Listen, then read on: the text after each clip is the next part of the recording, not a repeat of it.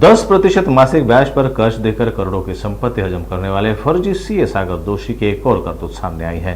सागर ने कर्ज देकर सेवानिवृत्त अधिकारी की खेती हड़प ली। अंबाझरी पुलिस ने धोखाधड़ी तथा अवैध साहूकारी का मामला दर्ज किया है। यह मामला दर्ज किए जाने के दौरान ही बेलतौरी पुलिस ने उसके यहां दर्ज प्रकरण में भी दोषी को गिरफ्तार कर लिया है।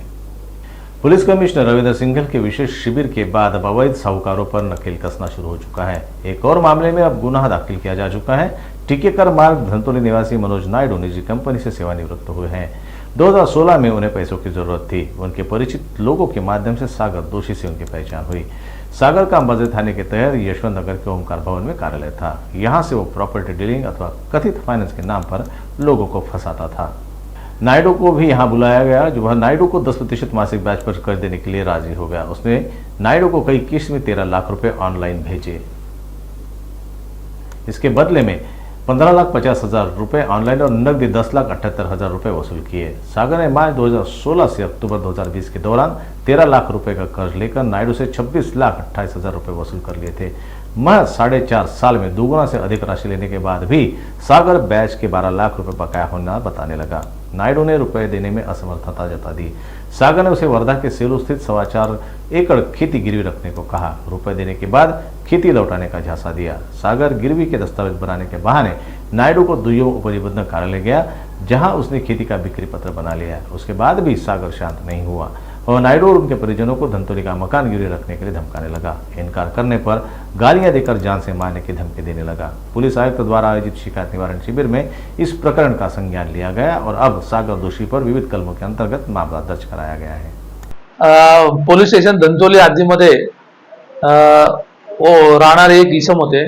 येथील जे तक्रारदार आहे त्यांनी माहिती दिली की त्यांना 2016 पासून 2022 पर्यंत पोलीस स्टेशन अंबाझरीच्या हद्दीमध्ये ओमकार भवन आहे, यशवंत नगर परिसरामध्ये त्या ठिकाणी एक कार्यालय चालवणारे यातील जे व्यक्ती आहे सागर जयेंद्र कुमार दोषी, वय 30 वर्ष, राहणार नरेंद्र नगर, यांनी 10% व्याजाने पैसे देऊन अवैध सावकारी चालवून त्यांनी घेतलेले जे 13 लाख रुपये होते त्या 13 लाखाच्या बदल्यात त्यांनी 15,50,000 रुपये आरटीजीएस द्वारे परत करून आणि त्याच्यावरचं व्याज 10,78,000 रुपये हा सुद्धा कॅशने परत करून असे एकूण 26,28,000 रुपये परत करून सुद्धा आणखी 12 लाख रुपये तुझ्यावर निघतात असं त्यांना सांगून त्या आधारे तुझ्या घरातल्या व्यक्तींना ठार मारेल, तुला ठार मारेल, तुला उचलून घेऊन जाईल, तुझी जमीन बळकावेल आणि अशा प्रकारची जीवे ठार मारण्याची धमकी देऊन त्यांनी त्याच्याकडून एवढ्या मोठ्या प्रमाणात पैसे उकळले।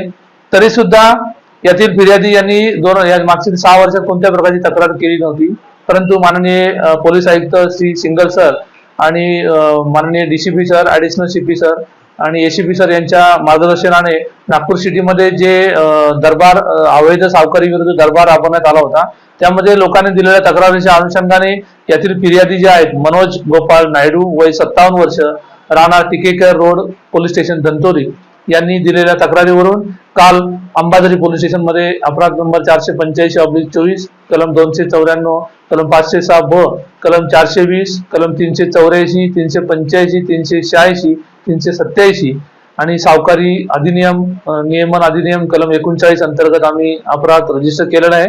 यातील जो आरोपी आहे, मुख्य आरोपी मनोज सागर जयेंद्र कुमार दोषी, याला काल बेलतर्डी पोलिसांनी त्यांच्याकडे दाखल केलेला आहे। अशाच प्रकारच्या एका गुन्ह्यामध्ये अटक केलेली आहे आणि जी माहिती घेतली असता फिर्यादीने सांगितल्यानुसार आणि फिर्यादी सोबतचे जे इतर जे साक्षीदार आहेत त्यांच्या सांगण्यानुसार नागपूरमध्ये कमीत कमी 30 ते 35 30 पोलीस स्टेशन मध्ये अशा प्रकारचे अपराध रजिस्टर होण्याची शक्यता आहे।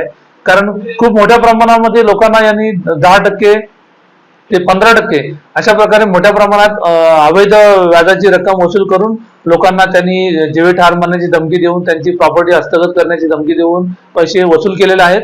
असे अनेक मामले रजिस्टर होण्याची शक्यता आहे आणि यातील जो आरोपी आहे त्याला बेलतर्डी पोलिसांनी माननीय न्यायालयात हजर केल्यानंतर त्यांची पीसीआर संपल्यानंतर न्यायालयीन कस्टडी मधून आम्ही प्रोडक्शन वॉरंटवर घेऊन आरोपीला ताब्यात घेऊन पुढील तपास करण्याची करत आहोत। यामधील फिर्यादीने दिलेल्या माहितीनुसार त्यांनी फिर्यादीकडून काही चेक्स, ब्लँक चेक सह्या केलेले, काही स्टॅम्प पेपर, त्यानंतर काही ब्लँक पेपरवर सिग्नेचर करून असे डॉक्युमेंट त्यांनी घेतलेले आहेत। ते डॉक्युमेंट सुद्धा आम्हाला हस्तगत करणे आहे आणि आपल्या चॅनलच्या मार्फतीने आम्ही नागपूरमधील समस्त नागरिकांना आवाहन करतो की माननीय पोलीस आयुक्त सर यांच्या संकल्पनेतून अशा प्रकारच्या अवैध सावकारी करणाऱ्या व्यक्तींविरुद्ध जर कोणी व्यक्ती फसला असेल किंवा त्याला कोणता त्रास होत असेल तर त्यांनी तात्काळ आपल्या नजीकच्या पोलीस स्टेशनमध्ये जाऊन संपर्क करावा आणि आपली तक्रार दाखल करावी, जेणेकरून अशा प्रकारे लोकांना अवैध मार्गाने पैसे वसूल करून खंडणी मागणाऱ्या व्यक्तींविरुद्ध आपल्याला सक्त कानूनी कारवाई करता येईल। आणि यापुढे आपल्याला कोणत्याही प्रकारची आर्थिक अडचण असल्यास आपण बँक किंवा अधिकृत फायनान्शियल इन्स्टिट्यूट असतील त्या ठिकाणी संपर्क करून योग्य त्या कायदेशीर मार्गाने लोन प्रक्रिया राबवून आपण पैशाची तरतूद करू शकता। परंतु अशा प्रकारे अवैध सावकारी करून आणि अवैध प्रकारे लोकांना पैसे देऊन मोठ्या प्रमाणात व्याज वसूल करणाऱ्या लोकांना आळा घालता येईल।